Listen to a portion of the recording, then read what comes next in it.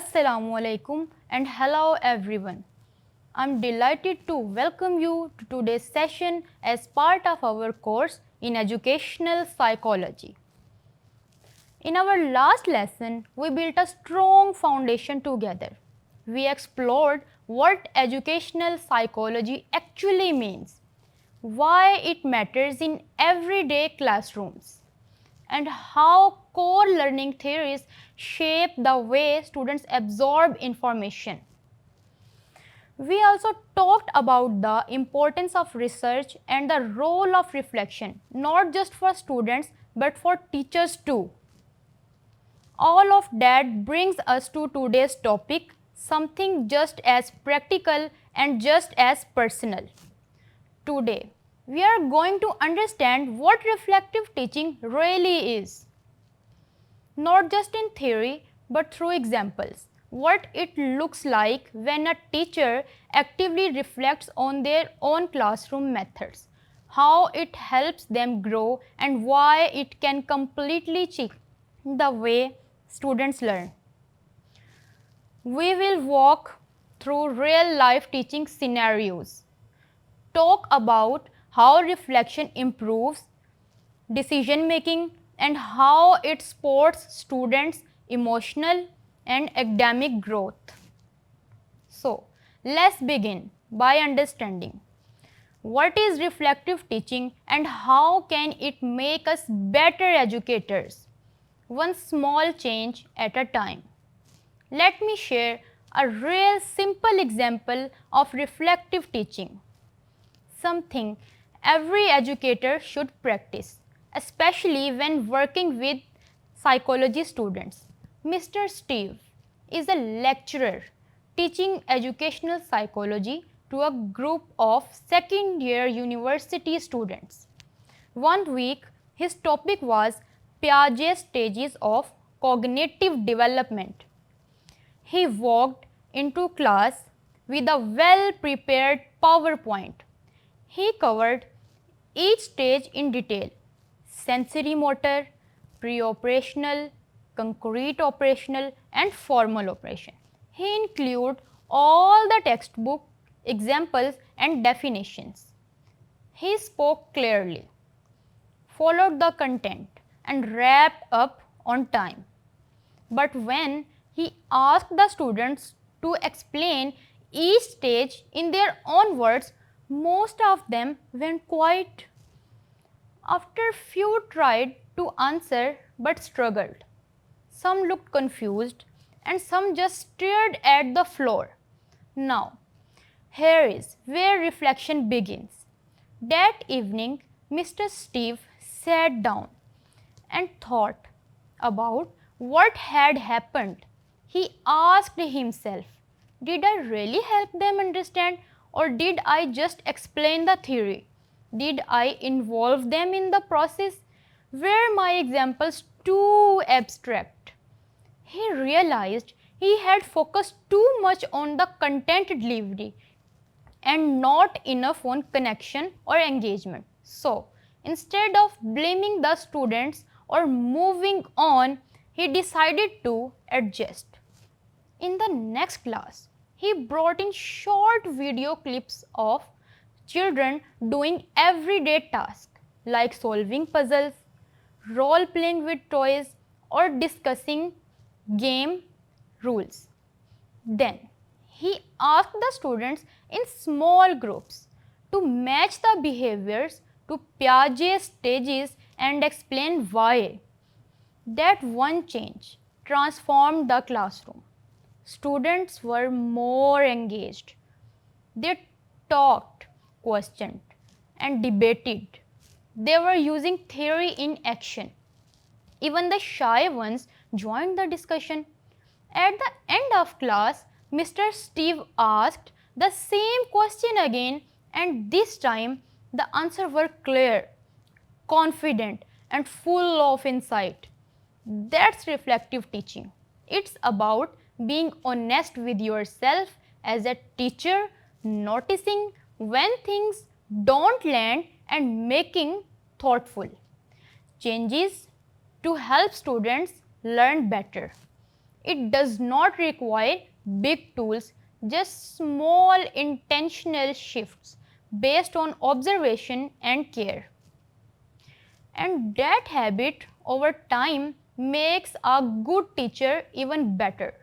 Let me let me walk you through a real example and how educators can use reflective teaching to adjust and grow from it. So, led by real life experience. It's our third week into the course and we are covering Piaget's stages of cognitive development. I had designed what I thought was a pretty interactive session, slides, a quick case study, and a group activity where students had to identify which Piaget stage focused on imaginary child by writing a short description. I was excited. I had used this exact lesson with another group before and it went really well. But halfway through this classroom, something felt off. The students were not as engaged. A few were whispering, one kept checking his phone, and another stared blankly at the board. I pushed through the lesson anyway. The activity wrapped up. Students turned in their answers and class ended. That night, I opened up my teaching journal and wrote honestly. 2 days, class didn't land. Same content, different energy. Why? I write down a few guesses. Maybe the examples did not connect with their everyday lives. Or maybe I assumed too much prior knowledge. The next step, I looked at the students' survey I had shared at the start of the week. One of the optional questions was, what part of psychology do you find hardest to understand so far? Several students mentioned Piaget specifically. That gave me a big clue. That were not designated because they were bored. They were confused. So I took it further. I scheduled a quick peer observation with a colleague from the psychology department. She sat in quietly for 20 minutes during my next class, which was on Why God Sky. Afterwards, over coffee, she said, you had got great energy, but you are rushing the theory. You jumped into application before checking if they understand the basics. That hit me. She was right.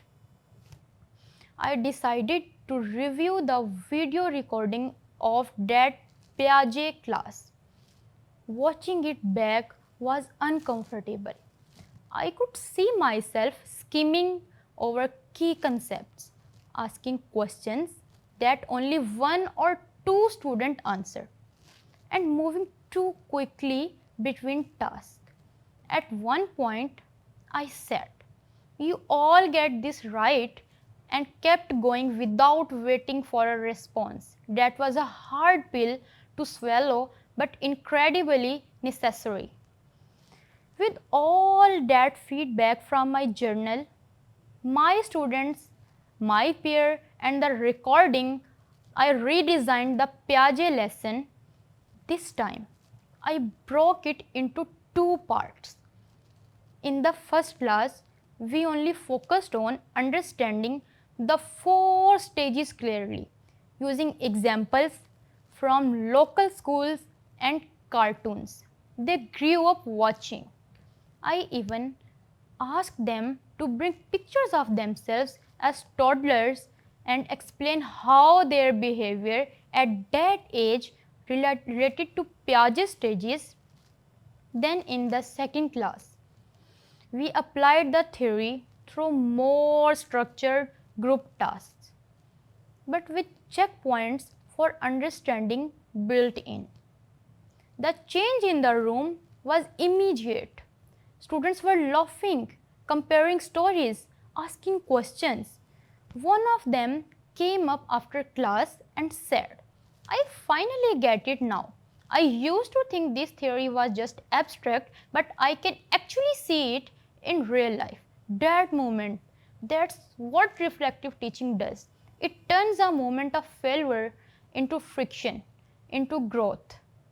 And just to close the loop, I revisited my teaching journal that night and wrote, same theory, same students, different strategy, and this time it worked.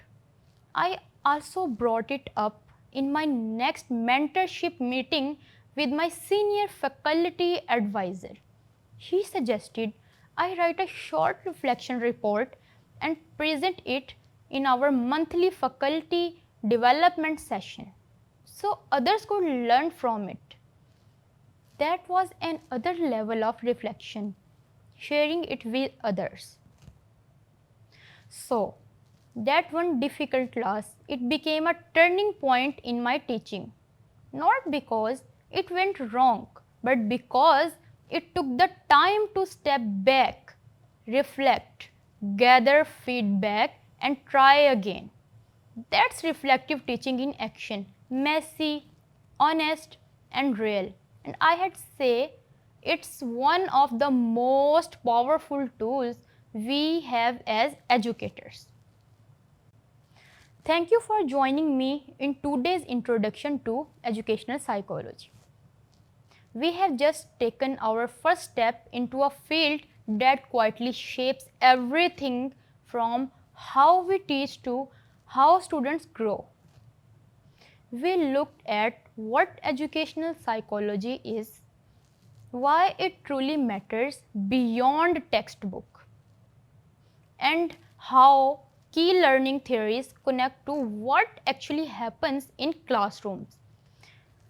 We also touched on how important reflection and research are, not just for scholars but for real life teachers trying to do their best every day. As we move forward in this course, we will go deeper into how students learn. We will explore major learning theories, motivation techniques, effective classroom management, student assessment, and how to design inclusive learning for all. I encourage you to reflect on your own learning experiences and begin thinking like an educator, one who sees the whole student, not just test scores or behavior, but their mind, heart, and growth as a human being. Until next time, stay thoughtful and stay engaged. Assalamu alaikum and Allah Hafiz.